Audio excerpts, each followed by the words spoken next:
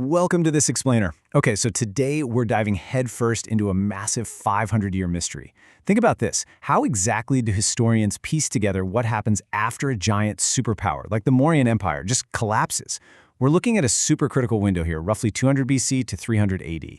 When a dominant empire fades, you get this massive power vacuum, a crazy rush to fill the void, and honestly, an explosion of cultural exchange. So let's look at the exact clues, from ancient stories to literally tiny metallic artifacts, that help us reconstruct this wild, fragmented era. So how do we actually do this? Well, instead of looking at one huge, unified empire spanning the whole subcontinent, historians basically have to play detective. We're trying to track this incredibly complex, widespread web of contacts. It's a massive geopolitical shift. Suddenly, it's less about a single ruler sitting in a central capital and way more about this dizzying network of interactions stretching between Central Asia and India. How do you map an era defined by dynamic fragmentation instead of central control? What we end up with is a power vacuum that left behind a dizzyingly fragmented landscape. It's totally packed with overlapping indigenous kingdoms and, frankly, a whole host of invading foreign powers. The Mauryan and Seleucid empires both basically disintegrated right around the same time, roughly 185 BC. And what happened next? Well, their regional governors essentially threw their hands up, declared independence, and started carving out their own kingdoms. The whole region turns into this chaotic mosaic of power. The absolutely crucial takeaway here is that the landscape was split. You basically have two main factions grabbing for control. Down in the Deccan, central, south, and eastern India, we see these really powerful indigenous dynasties rising up. Groups like the Shungas, the Satavahanas, the Chedis of Kalinga, and the Cholas and Pandyas all the way in the deep south. But up in the northwest, totally different story. You've got this massive wave of new, foreign dynasties pouring in from Central Asia, the Indo-Greeks, the Shakas, the Parthians, and the Kushans. Now, this influx of foreign power is actually the result of a massive global butterfly effect. It's pretty wild.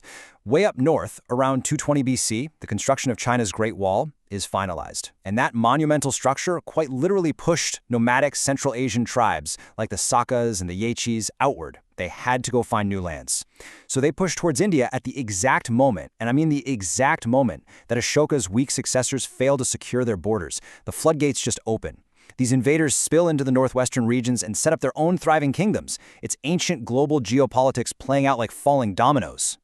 To actually solve this ancient puzzle, we have to sift through an incredibly diverse trail of textual clues. The sheer variety here is amazing. We've got the Jatakas, giving us these on-the-ground stories about ordinary people and everyday traders, you know? Then we cross-reference those with Chinese Han chronicles from miles away, mapping out early nomadic tribes like the Kushanas. And on top of that, we've got the Puranas and epics, showing the rise of early Hindu religious practices, running right alongside the Smritis, like the Manusmriti, giving us the Brahmanical discourses and the social rules of the day. And guess what? We even find clues all the way over in the Mediterranean. It wasn't just local records. Graeco-Roman writers were meticulously documenting this era too. Writers like Strabo give us this incredible window into the geography and social conditions of India at the time. Meanwhile, Pliny is over there providing vital insights into the booming, super lucrative trade networks connecting Italy directly to India. It really just proves that despite all this political fragmentation, India was a massive hub in a globalizing ancient economy. But texts only get us so far, right? Now, get ready for a truly mind-blowing number. Historians have managed to identify 42 Greco-Bactrian and Indo-Greek kings from this specific era. But a staggering 34 of them are known to us absolutely only through their metallic coins. Think about that for a second. 34 entire reigns, 34 whole lives and legacies literally hanging by the thread of tiny pieces of stamped metal surviving in the dirt for 2 millennia. If it weren't for these coins, they'd be completely erased from history, gone. So what does a coin actually tell us? Well, think of these things as the ancient equivalent of an ID card, or maybe an ancient social media profile. On the obverse side, the front, we get their political identity. We see the king's literal face, his royal title, and his name. But flip it over to the reverse side and boom, we get their cultural and religious affiliations.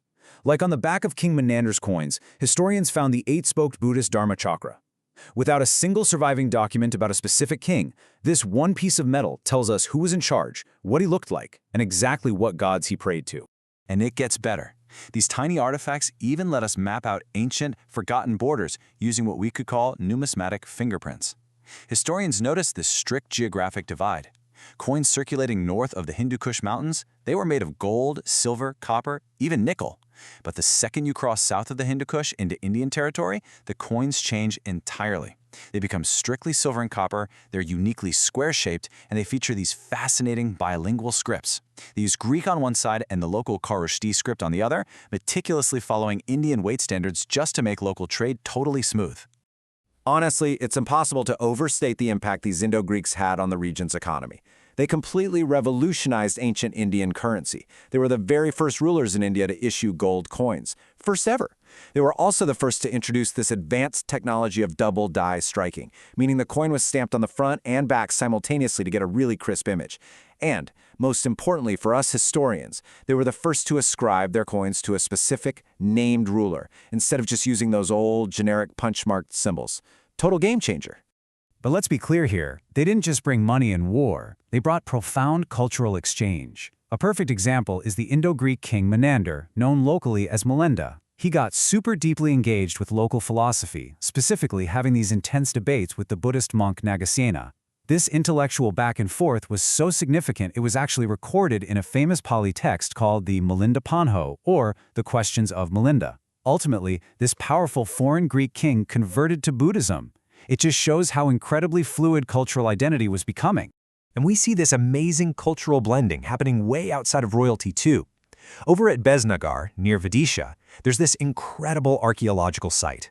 A Greek ambassador named Heliodorus, sent by the Greek ruler Antiochus, erected a massive Garuda pillar there in the 2nd century BC.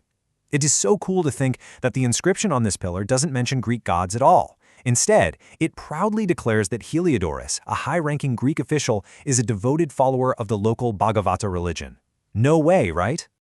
Ultimately, this whole era shows us something fascinating about human nature. These foreign invaders didn't just show up to conquer and extract wealth, they fully assimilated. The sources explicitly tell us they were not only Indianized, but deeply Hinduized and Buddhist influenced. It was a total two-way street though. The Greeks left a massive mark on Indian culture too. Their influence sparked new developments in astrology and astronomy. Even the term Harasastra has Greek origins. Plus, this whole blending birthed the stunning, iconic Gandhara style of art and architecture, patronized first by none other than King Menander. As we wrap up this explainer, we've seen how tiny metallic clues, a few scattered texts, and some inscribed stone pillars were enough to reconstruct 500 years of profound human connection, trade, and cultural blending after an empire fell. It really makes you think about our own footprint, doesn't it? So I want to leave you with this final thought. If our modern, highly documented societies collapse today, and all our digital servers were just wiped out, what are the physical coins of our era that future historians will dig out of the dirt to tell our story? Thanks for hanging out with me on this journey, and keep learning.